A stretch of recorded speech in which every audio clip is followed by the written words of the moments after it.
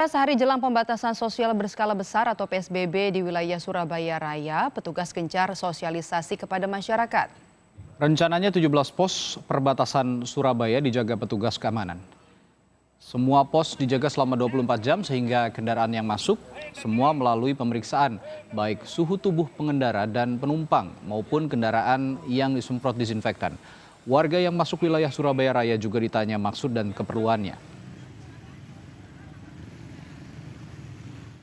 Setelah disemprot dan sesuai perintah dilaksanakan untuk menghentikan mobil roda 4 yang di luar pelat Surabaya maksudnya, baik pengemudi maupun penumpang diturunkan. Setelah itu kita laksanakan pemeriksaan melalui pemeriksaan tes suhu.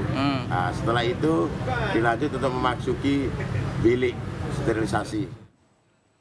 Lebih lengkap soal penerapan pembatasan sosial berskala besar atau PSBB di wilayah Surabaya Raya besok pada Rabu sudah ada Ketua Gugus Tugas Penanganan COVID-19 Kota Surabaya, Edi Kristianto. Selamat siang Pak Edi.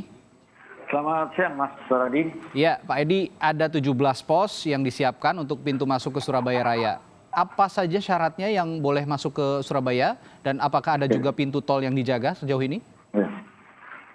Terima kasih Mas. Jadi 17 pos ini atau checkpoint ini sebenarnya kita sudah berlakukan 1 bulan yang lalu.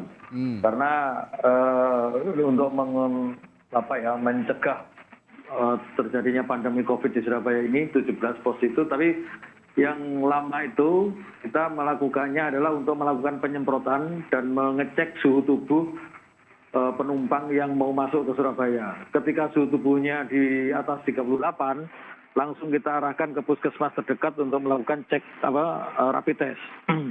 Dan yang di bawah itu oke masuk. Tapi dengan adanya penerapan PSBB ini nanti kita lebih ketat. Artinya apa? Karena dengan adanya PSBB ini beberapa fasilitas umum, perkantoran atau mungkin perbelanjaan di kota Surabaya juga untuk sementara diberikan pembatasan yang boleh buka dan jualan, khusus untuk yang berhubungan dengan makanan, obat-obatan, dan kesehatan serta kebutuhan vital yang lainnya. Sehingga alasan mereka masuk ke Surabaya itu apa? Kalau alasannya itu untuk kerja, memang kantornya itu di Perwali itu diperbolehkan buka, oke, monggo.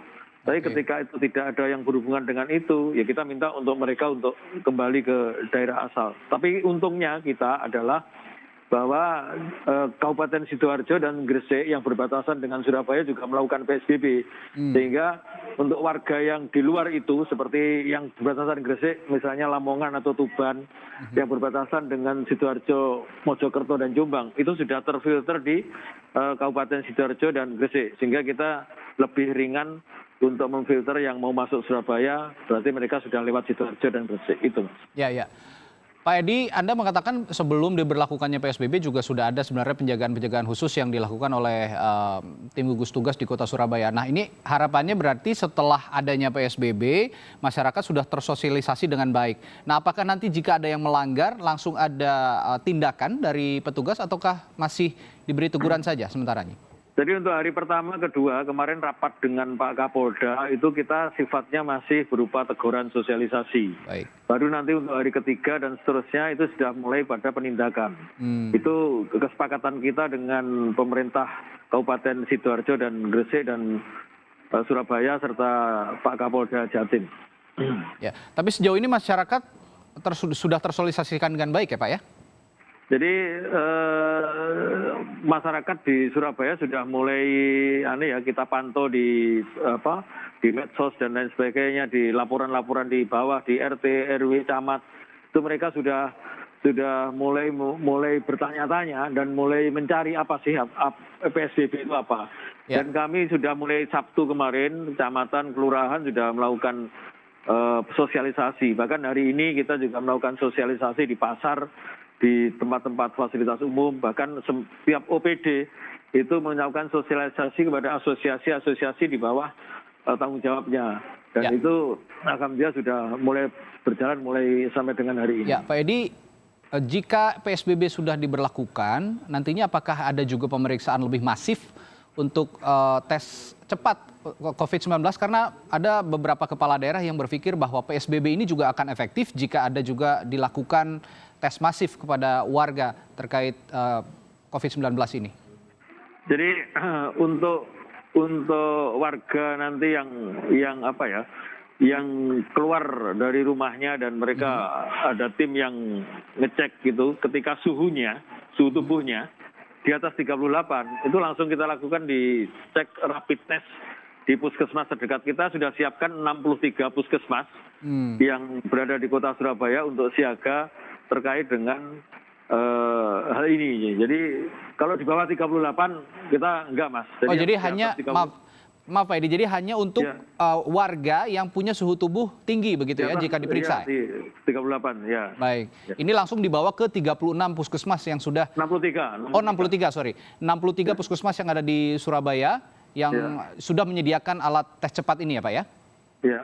Sejauh ini ada berapa alat Pak yang sudah tersedia di berbagai puskesmas?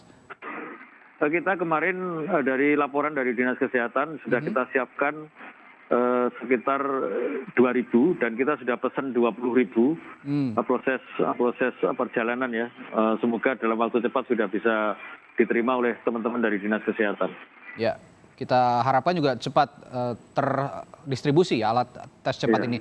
Lalu Pak Edi, terkait bantuan sosial kepada masyarakat yang membutuhkan, apakah juga ada untuk warga yang khusus sudah didata oleh pihak gugus tugas yang menerima bantuan sosial ini?